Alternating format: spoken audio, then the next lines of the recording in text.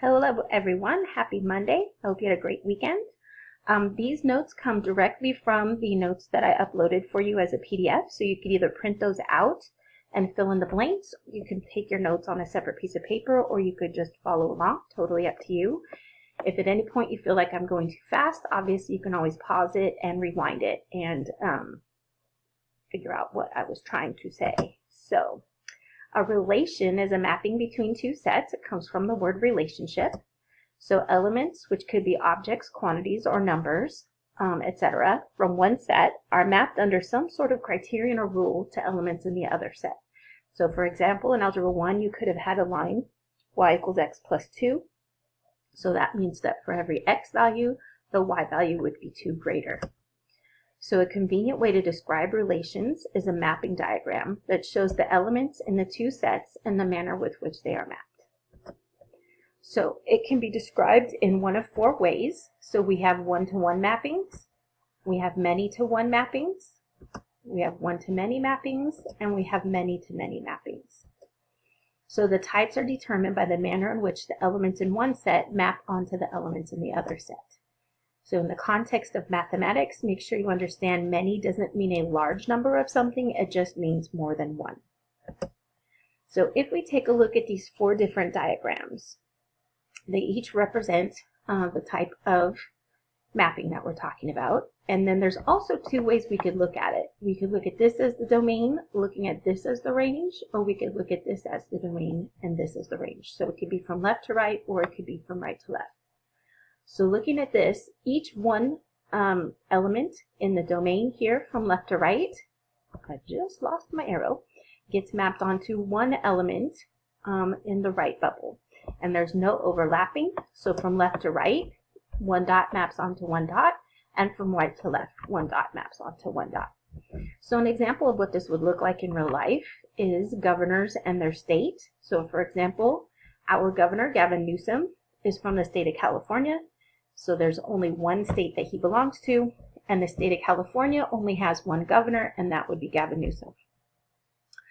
And then looking at this next one, do you see how there are 2 elements in the first mapping that map onto just one element here? So that means that there's many that get mapped onto one on the right-hand side. But going from right to left, I have one that gets mapped onto many on the left one. So from right to left, we would call that a one-to-many. On this one, this is the reverse. I have one that's getting mapped onto many dots from left to right. Oops, sorry, let me backtrack. This is my 4th take. This has been a rough day. All right, so coming back to the second mapping, we could be people and birth date. So for example, I am a person and my birth date is on December 15th. Also, Don Johnson, an actor, is a person and his birthday is also on December 15th. So each of us only have one birthday, but on the birthday of December 15th, there's me and there's Don Johnson. Okay. So then looking at the bottom left corner, we have one element here that's getting mapped onto 2 different things. So that would be a one-to-many looking from left to right. And then over here, I have 2 different items that are getting mapped onto one. So from right to left, that's going to be many to one.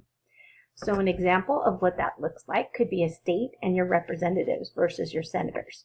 So in the state of California, we have many representatives. And if we think about a representative, they only represent one state. So for example, 2 examples of people in the state of California that are representatives would be Nancy Pelosi and Adam Schiff. So our state had more than one representative, but Adam Schiff only represents California and Nancy Pelosi only represents California. All right, so then finally, do you see this one maps onto many? But then I also have many mapping onto one. So it's the many that takes over. So this many mapping onto one and this one mapping onto many, they kind of cross each other out, giving us like a many to many. So when I look over, whether I go from left to right or from right to left, I have a situation where I have 2 items here mapping onto one and 1 item mapping onto 2. So that's a many to many. And then over here, I have 2 items mapping onto 1, and I have 1 item mapping onto 2 different things, so that would also be many to many. So that could be books and their authors.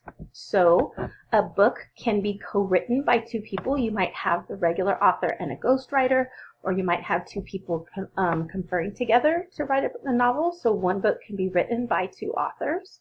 And then also an author, like one of my favorites, Stephen King, can write more than 1 book. So he has many to his name. So one author can write more than 1 book. All right, so for a relationship to be one-to-one, every element must meet the requirements of being mapped onto just 1 element. So for the other 3 relations, it's sufficient if just one of the elements is mapped in the way that the type describes. So let's take a look at some examples. So what I'd like you to do is try and do this one on your own, and then if you can't work it out, then go ahead and press play, or press play when it's time to check your answer.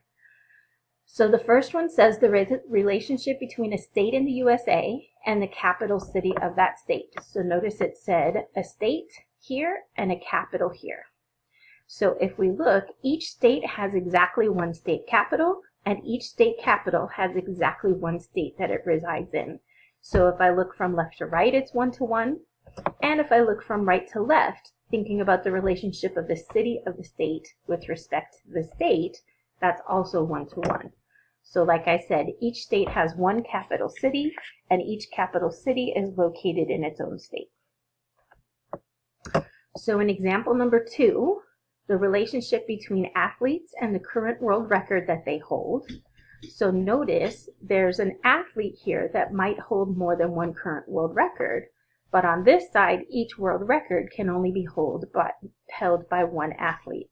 So for example, if you remember back to Michael Phelps, you might be too young, but Michael Phelps broke many world records in the Olympics, and so he holds world records in multiple events in swimming, but each event that we have in the Olympics is only, the world record is only held by that 1 athlete.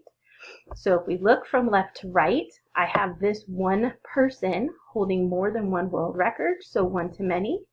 But if we look from right to left, each world record is only held by 1 athlete at a time. So an athlete can hold multiple world records, but each current world record is held by only 1 athlete. All right, so when working with the relation between 2 sets, we want to indicate which direction of the mapping we're focusing on. So we typically use directional arrows to indicate the direction of the mapping that is under discussion. So using this convention, the relation between gas consumption and distance in the USA and Canada could be shown without units as indicated below. So here, distance traveled, and here is the volume of gas used in the United States. So notice we always talk about miles, which is distance, per gallon, which is volume. And so we would start here and arrow this direction. Whereas in Canada, they have their distance here and their volume over here. They talk about it in liters, which is volume, per kilometer, which is the distance. And so that's why their arrows go to the left. So the mapping shows that the US typically uses distance traveled per volume, like miles per gallon, whereas Canada uses volume of gas per distance, which would be like liters per kilometer. So a relation is called a function when there's no uncertainty about what element in the starting set will be paired with in the ending set. So this means that a function is a relation in which each element in the starting set, called the domain, is mapped to exactly 1 element in the ending set, which is the range. So the objects, quantities, or numbers in a set are referred to as elements in the set. So of the 4 types of relations, taking a look back at those mappings we saw, which ones would represent functions? And so for this question, we're only going to consider from left to right. So pause this for a moment, take a look, and see which ones you would call functions. So if you said 1-to-1, that would be correct because for each element here, it goes to exactly 1 element on the other side. There's nothing going in 2 different directions. And many to 1. Each one of these gets mapped onto 1 element to the right. There's no 2 arrows coming off from left to right. So the other 2 types of relations do not show exactly where each element of the domain is mapped, that there are options for some of the elements to go. All right, so third example, we want to state the type of mapping for each statement, and we want to consider it between x and y, and then we're going to consider it between y and x. So in this case, do you see that from x to y, or x and y, for every y value, there is exactly one x value. So that means that that's going to be 1 to 1. And then down here, for every x value, there's exactly one y value, so that is also 1 to 1. Whereas in the circle, for every y value, there could be up to 2 x values. And so that's going to be a many to many. Because also for every x value, there could be up to 2 y values. So you could have 2 arrows coming off from the left and 2 arrows coming off from the right. All right, so for example number 3, for every y value, there could be 2 x values. So that means the relationship between x and y is many to 1. Whereas for every x value, there is exactly one y value. So the relationship between y and x is going to be 1 to many. For the graph on the right-hand side, the relationship between x and y, that do you see for every y value, there is exactly one x value. So that means that that is a 1 to many. And then the relationship between y and x, for every x value, there could be more than one y value. So that is going to be a many to 1. All right. So with that, hopefully you have enough information in order to finish your worksheet. We're only asking for you to complete numbers 1 through 6 today. And then I'm probably going to have a Zoom meeting tomorrow at about 4:30. So hopefully I will see you there.